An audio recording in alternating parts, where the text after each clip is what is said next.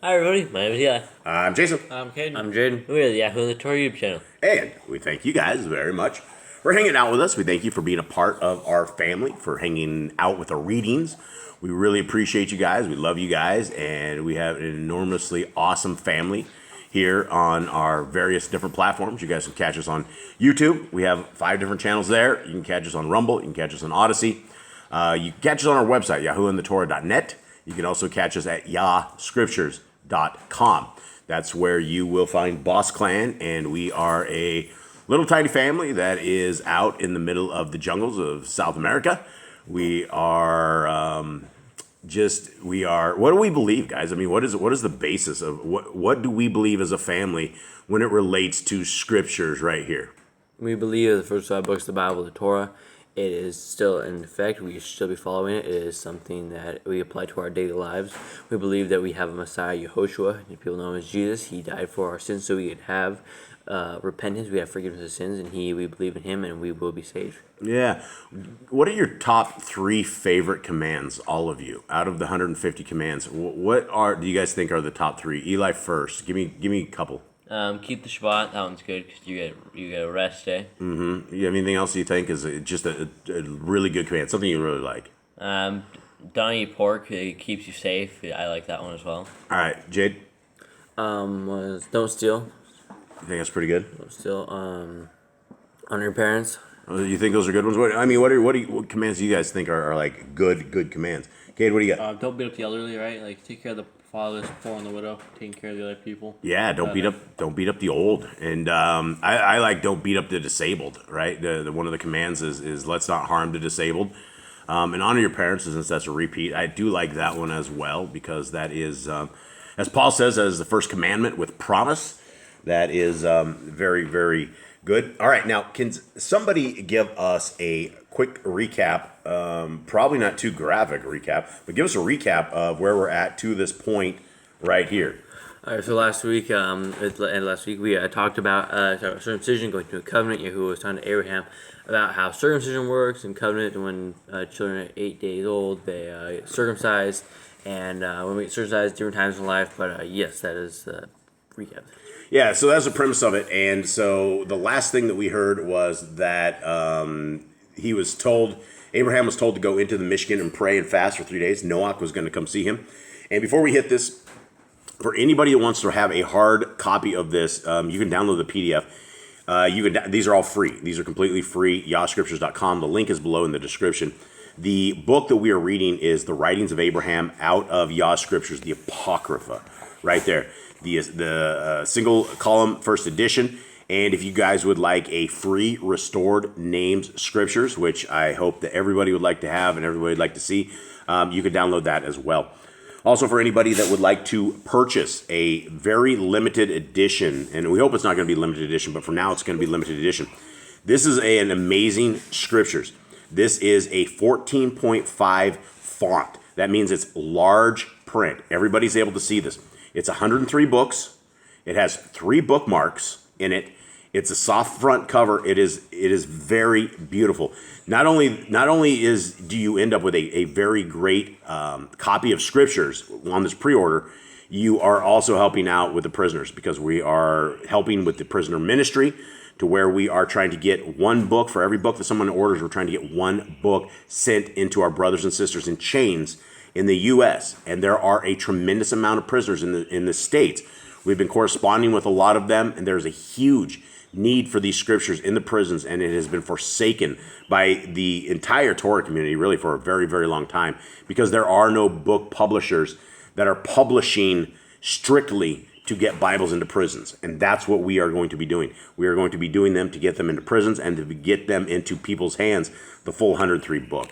And so we will begin with this. Now, I want to go over the chapter or verse 20 of chapter 109 because this is the last thing that right before we go into this. It says, "Now go into the Mishkan and fast and pray until Noah cometh to bestow upon thee the keys of which I have spoken." Now, what keys are we talking about? Does anyone remember? Yeah. The keys of the kahuna, right? It's the secrets that he's about to be explained. Okay, so starting off 1:10. When Yahuwah had departed from me, I went into the Mishkan, and I remained there fasting and praying for 3 days. At the end of that time, Noah came to me, and he said, Hail, Abraham, for thou art highly favored of Yahuwah. Behold, I come to thee from the city of Canak, my father, to bestow upon thee the keys which I received from Canak many years ago. For thou shalt stand at the head, and thy posterity shall be without number, and in thee and in thy seed, and thee shall all the nations of the earth be Baruch. All right, thoughts on this? There's something, where did the city of Canak come from? Why did Noah come from the city of Canak? Why didn't he come from the city of Shalom? Because as far as we have known, The Canak flew away. yeah, it's gone. So we don't know if there is if there was, I don't know, the holy people, the Kadosh people are able to go up. They're able to go into different places. We do not know. It is interesting, though, and we should definitely note this, that it says he came from the city of Canak, which would imply there is some way that these guys were able to transport themselves from here to there. So But I think he had already died at this point, right? Is Noah dead at this point? is Noah dead? I don't feel- think feel- he's dead. Is he dead? No, because No, he just came. Noah he was there. No, because remember, Noah came out of the temple in the city of Shalom when Abraham was there, right? He rarely ever came out.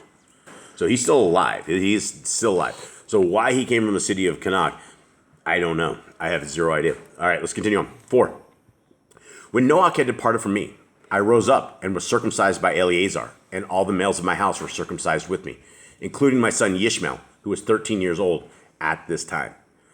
Well, if this was something very new, who wants to be the very first guy that gets cut? Anyone? Eleazar is very new with the knife. Anyone first?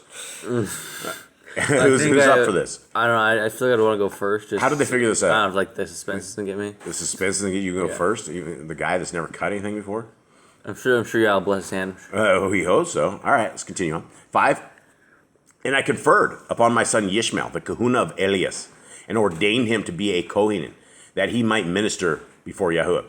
Kahuna of Elias. Who's this? Who's Elias? I have no idea. I never heard of Elias. Do we know who this is? I don't think so. Did they get the name wrong on this, maybe? Maybe it's Kahuna of Eliezer? It wouldn't be a kahuna of Eleazar. Eleazar wouldn't have a kahuna. He's not part of Abraham's family right there. All right, well, yeah, so there's some mysteries here. All right, let's continue on. But Yishmael did not honor his kahuna, taking it to be a light thing, which thing was a grief of heart unto me, for I knew that in the Shemaim he was counted as having no kahuna, because he honored it not. Wherefore I did not call upon him to act in the Kohen office. Interesting. Okay, 1:11. And Yahuwah appeared unto me in the plains of Mamre, and said unto me, Behold, Yishmael shall not be thine heir, neither Eleazar. For Sarah will I Barak, and I will give thee a son of her. She shall be the mother of nations, and sovereigns, and people shall be of her. Then I fell upon my face before Yahuwah, and I rejoiced, and I said unto him, O Yahuwah, it is a wondrous thing that this promise should be fulfilled, and I am 100 years old, and Sarah is 90. And Yahuwah said, Prepare thine heart to receive it. And he told me many secret things concerning the conception of the child, which are great mysteries to the unenlightened. But the elect shall know them, and I rejoiced therein. So this is very interesting, right? This is definitely a mystery. He gives them a mystery of the conception. What is the conception? You guys know? Having children? Well, no. The conception is probably the moment that the male fruit hits the female fruit, and bam, that is conception. So you have an egg, and you got the stuff, right? Right. This is getting deep here. I already lost a member of the family here. He took off. Okay, so that is the moment of conception, right? What happens at that moment, right? You know, we are a soul prior to this. Right, We the have soul all gets put into we the have body. all been held up, maybe by our hair, with our Elohim looking at us as he designed us and built us to a special thing, and all of a sudden he just throws us down into that moment, into that beautiful time that there is conception, right? It's amazing. But he told him the secrets of this, right? And there's a lot of stuff, like we don't know where we come from, really. We don't know where we were existing. Are we in a little jar up in the Shemaim of souls somewhere that we are picked out? Our Creator has decided that this is the body for you. These are the parents for you. This is your time, and has prepared you. We don't know any of this stuff. And so I think he was getting some amazing mysteries. Okay, let's go on. 112. When Yahuwah had told me these things, I thought of my son Yishmael, and I prayed, O Elohim, grant that Yishmael might live uprightly before thee. And Yahuwah, Elohim, replied, Sarah, thy wife, shall bear thee a son, and thou shalt call his name Yitzchak, and I will continue in him the covenant which I have established with thee to an everlasting covenant with his seed after him. Okay, the everlasting covenant is a great thing because the everlasting covenant is the Abrahamic covenant. If you will walk with me, I will be your Elohim and you will be my people, right? Just obey my commandment. These are the same covenants that are around us today. We have a renewed covenant, or a new covenant, as some people like to say, but there's also these same covenants that our Creator has. And even though it is an old covenant, it doesn't kill the old covenant. There's still a way for us. And continue on to 3. And as for Yishmael, I have heard thee. Behold, I have barak him, and will make him a great nation. But my covenant will I establish with Yitzchak, whose Sarah shall bear unto thee at the same time in the next year. Then Elohim left me, and I saw him ascend up into the Shamaim, and my heart rejoiced in the promises of Yahuwah unto me. Okay, this is the first time we've ever heard of Yahuwah being down and then physically seen and then descending up into the Shamaim. We've never, right. There's no other scriptures anywhere. The close thing is probably Moses in the cloud. Moses in the cloud, yeah, exactly. Where Elohim went by in the cloud and he put his hand over Moses' face so he didn't get burned. Okay, 113. I think this is I think we'll finish this one and then we'll end this one. 3 months later, send unto me 3 months later, Yahuwah sent unto me 3 of his ministering messengers who were Kodesh men of Elohim from the city of Canak. Okay, so the city of Canak's back or somewhere, or at least these people are able to transport. Wherever the city of Canak is, it seems like it's functioning. It's a place, right? Like a city's able to be lifted up and taken somewhere and it still functions, which is amazing. 2. And we know what's going on here. You guys know what's about to happen here? Yeah. Mm-hmm. You guys know? Yep. Okay. Yep. Okay. For I was sitting at the door of my tent, and I lifted up my eyes for my meditations. And behold, 3 men were in the distance. 3 men in the distance were walking toward our camp. And the Ruach of Yahuwah whispered unto me that they were Kodesh men of Elohim, who had a baraka for me. Wherefore I rose up and ran to meet them. And bowing down before them, I led them unto Sarah's tent. Now, this is something, I find this particular verse very interesting here, right? That the Ruach of Yahuwah whispered unto me, right? There's always that question of, is the Ruach around? How do we know when the Ruach is here? If we have an idea that we're sitting here, you guys remember like about a year and a half ago, I was sitting on my little treadmill climber thing and I was like exercising. All of a sudden I'm like, we need to put this Bible project to life. We need to bring this entire thing to life. And here we are, like a year later, we have brought this thing to life. And was I just sitting there on my little exercise machine, putting it down, and all of a sudden I just had a deep thought that we need to do this? Or is there a whisper of the Ruach of Yahuwah? And if it is the whisper of the Ruach of Yahuwah, how do we know that we're hearing from Yah and we're not hearing from the devil? Because we know the devil can do all sorts of stuff. He can get in people's minds. He can take over them. He can do all sorts of stuff. So anyone have any kind of thoughts on this particular verse? I mean, I think if it's good, meant for good, I think that would be Yahuwah talking to you. He definitely, Yahuwah definitely puts a spirit on people and he can make people think certain things. So maybe. What happens to people when the Ruach is on them? When, like in scriptures? Well, certain points they get smarter. They start prophesying. We saw prophesying, with speaking. King Saul when he ended up in this group, and all of a sudden Yahuwah's Ruach came upon him, and he started prophesying. Everyone thought he was a prophet. And I guess that became the saying is Shaul among the Nebium. And is Caiaphas, right? The Kohen Hagdal, right? When he prophesied that Messiah was going to, it was better for one man to die than the entire nation. Do you think that was from the Ruach HaKodesh, or do you think that was Hasatan? I feel like it was Hasatan. You know, he killed an innocent man, and he was doing it out of like. But pride. That innocent man had to die for our salvation. Right. So things had to happen to make that happen. Was it all Hasatan, or do we have the Ruach HaKodesh? Anyone? I feel like Hasatan was definitely in the Sadducees and Pharisees, and part of like when they were Queen Hagdal, Caiaphas. Yeah. All right. Your thoughts, Eli? Your thoughts? It's probably Hassan. You think it's Hassan, Kate? I mean, Yahuwah has reasons for like Yahushua dying, but I think the words coming out of Caiaphas' mouth are definitely like full of like Hasatan. So Pharaoh, let's talk about Pharaoh. When every time he hardened his heart, was that the Ruach HaKodesh, or was because we know that Yahuwah. Yahuwah said he hardened his heart. So that is hardening the heart for different things like this. So anyway, I don't know the answers to these. I'm just thinking that it's a good discussion. Okay, 4. Taking water from Sarah, I washed their feet. Did we get that? Yeah. Okay. I washed their feet and spreading a carpet under the tree, which was at the door of Sarah's tent. I spread cushions upon it and caused them to sit down there.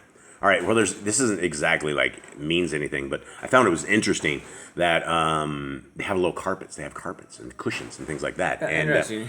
yeah, it's like you never wonder. You're like, back in the day, are these people sleeping on People rocks? had really nice tents. They probably had really nice tents. These people live outdoors in the tents. They didn't have tents like we had at Sukkot that you wake up swimming. Yeah. You wake up Tents back floating. Yeah, you don't know what's really going on. You need to get a raft or something in the tents we're in, because by morning you're floating out of it. Yeah, they probably had really nice tents. So anyway, I just thought that was interesting that he spread the carpet out under the tree and little cushions as well. So I'm guessing they had pretty nice couches as well, right? So I mean, the things we just don't know. I don't. I think Abraham probably had quite a bit of money at this point, so he probably had rich stuff. And he had all the animals, and so he had as much fur as he needed to make whatever he needed as well. He had the daughter of Pharaoh right by his side. I'm sure Pharaoh didn't just leave him with just the daughter. I'm sure he had like nice luxuries from everywhere he went. I'm sure Pharaoh didn't sleep on a rock at all. I'm sure everywhere he went, he was getting really nice things. Yeah, you're right. Okay, 5. And I called Eleazar and instructed him to send one of the young men to fetch a young and tender calf and supervise the preparation of it. Sarah also supervised the young women in preparing cakes and milk and cheese, mutton and beef until the calf was prepared. One thing we don't see in there, we don't see any bacon. We don't see any ham. Yeah, pigs usually aren't slaughtered unless they're like the Gentile nations. Yeah, no, and pigs are there to keep your lands clean. It will eat the corpses and carcasses and doo-doo of any kind of animals. They just come by and eat it. Another thing is that Abraham had like a whole super chef team. Oh, yeah, right. Male and female servers cook these in there, like overlooking the cooking of this. They had a few people cooking. Yeah, as many wives as he had, I don't think he had a problem cooking something or getting anything done. All right, well, everybody, thank you very much for that. We appreciate your guys' time. We love y'all. We love discussing this stuff with you guys out there. If you stick it in the comments, if you guys have any kind of comments or anything out there, we love to hear from your side. What do you guys think? What do you think about all this whole crazy stuff? And where we're at. And so with that, we will, Yah willing, see you guys again tomorrow. We love y'all. Have a good day. All right. Shalom. Shalom.